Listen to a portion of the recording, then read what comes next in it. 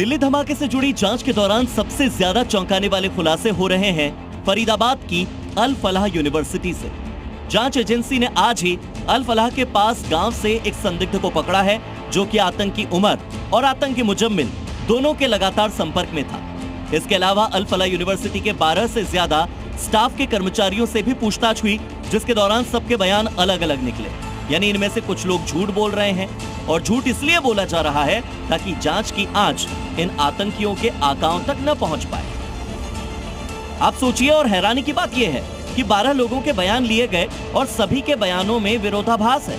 Blast के बाद से कई सोशल मीडिया अकाउंट अचानक से डीएक्टिवेट किए गए, जिनमें अधिकांश संदिग्धों के फेसबुक अकाउंट, इंस्टाग्राम अकाउंट और एक्स प्रोफाइल गायब हो गए। कई मोबाइल नंबर स्विच ऑफ आ रहे हैं। साजिश में कई लोगों की भूमिका पर शक गहरा रहा है। धमाके के बाद कई डॉक्टर और स्टाफ अंडरग्राउंड हो चुका है। 2 लाख से ज्यादा लेन देन वाले जितने भी बैंक अकाउंट थे, उन्हें फ्रीज कर दिया गया है। वहीं फंड ट्रेल, कॉल लॉग और चैट हिस्ट्री की जांच अब और ज्यादा तेज हो गई है। फरीदाबाद की दूसरी अन्य जगहों पर भी हरियाणा पुलिस रेड मार रही है। जिस दौज गांव में पुलिस को मुजम्मिल की आटा चक्की मिली, जिस दौज गांव में ये अल फलाह यूनिवर्सिटी है, और जिस दौज गांव से दिल्ली ब्लास्ट वाले दिन धमाका होने से पहले 2500 किलो से ज्यादा विस्फोटक मिला था, वहां पुलिस की छापेमारी जारी है।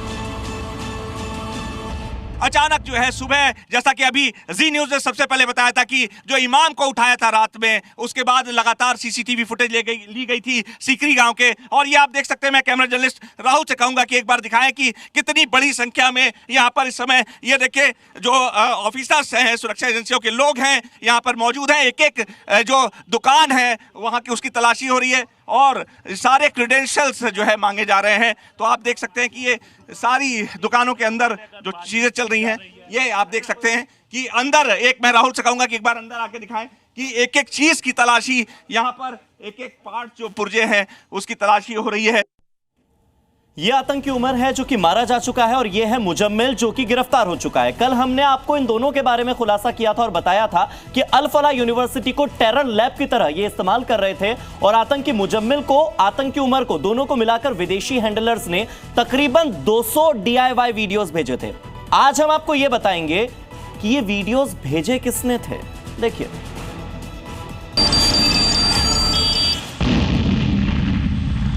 आतंकी डॉक्टर मुजम्मिल को जिन विदेशी नंबरों से बम बनाने के वीडियोस भेजे गए, उनको मुजम्मिल ने लैपटॉप भाई और कर्नल भाई के नाम से सेव किया हुआ था। सवाल ये उठा कि ये लैपटॉप भाई और कर्नल भाई आखिर हैं कौन? पूछताछ में पता चला कि वीडियो भेजने वाले का असली नाम मोहम्मद शाहिद फैजल है, और पुलिस को अब इस शाहिद फैजल की तलाश है। लैपटॉप भाई यानी मोहम्मद शाहिद फैजल और कर्नल भाई, इन दोनों की तमिलनाडु और कर्नाटक में हुए बॉम्ब ब्लास्ट में भी तलाश थी। मोहम्मद शाहिद फैजल आतंकी मुजम्मिल को हमले और बम बनाने के DIY वीडियोस भेजता था। शाहिद बाजार में मिलने वाले सामान से बम बनाने में एक्सपर्ट है, और उसकी आखिरी लोकेशन सीरिया तुर्की बॉर्डर पर ही मिली थी। मुजम्मिल ने बताया कि मोहम्मद शाहिद फैजल खुद एक इंजीनियरिंग ग्रेजुएट है, जो कि 2012 में सीरिया तुर्की बॉर्डर से अचानक ही गायब हो गया था और उसके बाद से कभी मिला नहीं। NIA अब बॉम्ब ब्लास्ट के दूसरे मामलों में जो फरार चल रहे आरोपी हैं, उनके डोजियर से लाल किला बॉम्ब ब्लास्ट के पैटर्न का मिलान कर रही है।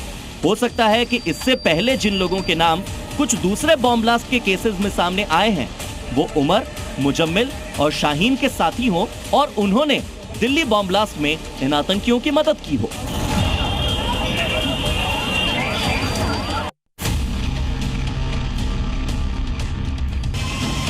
आतंकी मुजम्मिल के फोन से मिले बम बनाने के 40 से ज्यादा वीडियोस के साथ ही टेलीग्राम और सिग्नल ऐप की सीक्रेट चैट भी अब NIA ने रिकवर कर ली है। हमास पैटर्न के ड्रोन हमलों के भी कई वीडियोस आतंकी उमर और मुजम्मिल के फोन से रिकवर हुए। गूगल हिस्ट्री में भी विस्फोटक बनाने के तरीकों को सर्च किया गया। NIA को आतंकियों के मोबाइल फोन से कई ऐसे वीडियोस भी मिले हैं जिनमें रॉकेट लॉन्चर और ड्रोन को ऑपरेट करने की जानकारी है, यानी कि ये ड्रोन वाली साजिश थी, हमास वाली साजिश थी। गूगल पर भी विस्फोटक बनाने के तरीकों को आतंकियों ने एक नहीं बल्कि बार बार सर्च किया। NIA उन लोगों को आमने सामने बैठाकर पूछताछ कर रही है जिनके मोबाइल से इस तरह के वीडियोस और जानकारियां आपस में शेयर की गई थी। इधर दक्षिण कश्मीर के कई जिलों के 100 से ज्यादा ऐसे लोगों की पहचान की गई है जो लगातार इन आतंकवादियों के संपर्क में थे। सूत्रों के मुताबिक इनमें से कुछ ऐसे भी हैं जिनका नाम इससे पहले हुई पत्थरबाजी में शामिल हो चुका है। दिल्ली को दहलाने वाले आतंकी मॉड्यूल का हर आरोपी, हर डॉक्टर एक अलग हैंडलर को रिपोर्ट कर रहा था। बड़ा खुलासा हुआ कि मुजम्मिल का हैंडलर अलग था, जबकि ब्लास्ट करने वाला उमर दूसरे हैंडलर को रिपोर्ट कर रहा था। दो खास हैंडलर मंसूर और हाशिम, जिसका नाम हंजुल्ला भी बताया जा रहा है, एक सीनियर हैंडलर इब्राहिम के अंडर में काम कर रहे थे, जो मॉड्यूल की पूरी एक्टिविटीज को सुपरवाइज करता था। हो सकता है कि ये इब्राहिम ही उकासा हो। ये सभी हैंडलर लेयर्स में काम कर रहे थे। मुजम्मिल का हैंडलर मंसूर था, उमर का हैंडलर हाशिम था और दोनों इब्राहिम नाम के शख्स के अंडर ऑपरेट कर रहे थे और हो सकता है कि उसी का कोड नेम उकासा हो। इन सभी हैंडलर का कनेक्शन तुर्की से जुड़ रहा है। 2022 में मुजम्मिल, आदिल और मुजफ्फर, साथ ही उमर उकासा के निर्देश पर तुर्की गए थे और वहां से उनको अफगानिस्तान भेजे जाने की योजना थी। सूत्रों का कहना है कि ये सारे नाम कोड नेम भी हो सकते हैं या फिर इनके असली नाम भी हो सकते हैं, क्योंकि इससे पहले भी कुछ किरदार सामने आए थे। किरदार नंबर 1 था हंजुल्ला, जिसका नाम हाशिम पाया गया। किरदार नंबर 2 था निसार, जो बाद में फैजल शाहिद निकला, और किरदार नंबर 3 उकासा, जो कि हो सकता है इब्राहिम हो। बताया गया कि उकासा के अलावा दो आतंकी फैजल और हाशिम उर्फ हंजुल्ला डॉक्टर्स को आतंकी ट्रेनिंग देते थे। सूत्रों का यह भी कहना है कि हंजुल्ला वही शख्स है जिसने आतंकी डॉक्टर मुजम्मिल को बम बनाने के 200 वीडियोस भेजे थे। मुजम्मिल पर आरोप है कि उसने आतंकी मॉड्यूल में इस्तेमाल होने वाले एक्सप्लोजिव के स्टोरेज का इंतजाम किया था।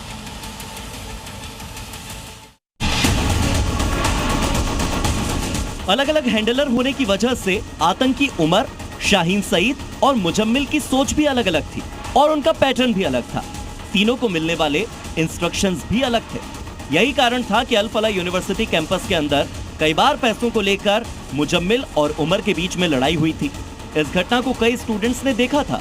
झगड़े के बाद उमर ने अपनी लाल इको स्पोर्ट कार, जो कि बरामद हुई थी आतंकी हमले के बाद, वो पहले ही एक्सप्लोसिव मटेरियल लगाकर मुजम्मिल को दे दी थी। कुल मिलाकर इन कहानियों के एक एक तार को जोड़कर अगर पूरी एक चेन बनाई जाए तो पता चलता है कि फरीदाबाद मॉड्यूल को जिम्मेदारी दी गई थी सुसाइड बॉम्बर की, ड्रोन अटैक की, और इन्हें तैयार किया गया था लोन वुल्फ अटैक के लिए, जो कि डॉक्टर उमर उन नबी ने किया भी। फरीदाबाद मॉड्यूल भले ही इसका प्लानिंग सेंटर अल फलाह यूनिवर्सिटी का कैंपस था, लेकिन इसे खड़ा किया गया कश्मीर में। और जब इस मॉड्यूल का गठन हो रहा था तभी तय कर लिया गया था कि व्हाइट कॉलर डॉक्टर्स को इस टेरर मॉड्यूल से जोड़ा जाएगा और उसके बाद एक एक करके doctor Umar, doctor Adil, doctor Shaheen Saeed और उसके बाद डॉक्टर मुजम्मिल जैसे न जाने कितने डॉक्टर्स इस मॉड्यूल के साथ जुड़ते चले। मॉड्यूल ने 2900 किलो अमोनियम नाइट्रेट से 200 विस्फोटक तैयार कर दिल्ली एनसीआर में सीरियल ब्लास्ट प्लान किए थे। प्लानिंग के अंतिम चरण में कुछ नई या फिर सेकेंड हैंड 32 कारों की खेप तैयार करनी थी, जिनमें केमिकल बॉम्ब फिट होते। अल फलाह यूनिवर्सिटी से मिली डॉक्टर्स की डायरी को डिकोड करने पर इस पूरी प्लानिंग को आसानी से समझा जा सकता है। डॉक्टर उमर उन नबी जैसे कई डॉक्टर्स को सुसाइड बॉम्बर बनाकर फिदायनी हमला करवाया जाना था। हैंडलर ने सुसाइड बॉम्बिंग के साथ लोन वुल्फ अटैक के लिए भी रिक्रूटमेंट किया था, यानी डॉक्टर्स को अकेले अकेले ऑपरेट करने की भी अलग से ट्रेनिंग दी गई थी ताकि डिटेक्शन कम से कम हो। साथियों के अरेस्ट होने के बाद उमर ने उसी लोन वुल्फ मोड को अपनाया। डॉक्टर उमर एक ट्रेंड बॉम्बर था, वो बॉम्ब बनाना भी जानता था और विस्फोट करना भी, लेकिन लगातार होती गिरफ्तारियों की वजह से दिल्ली के लाल किले पर जाकर उमर ने पैनिक ब्लास्ट कर दिया।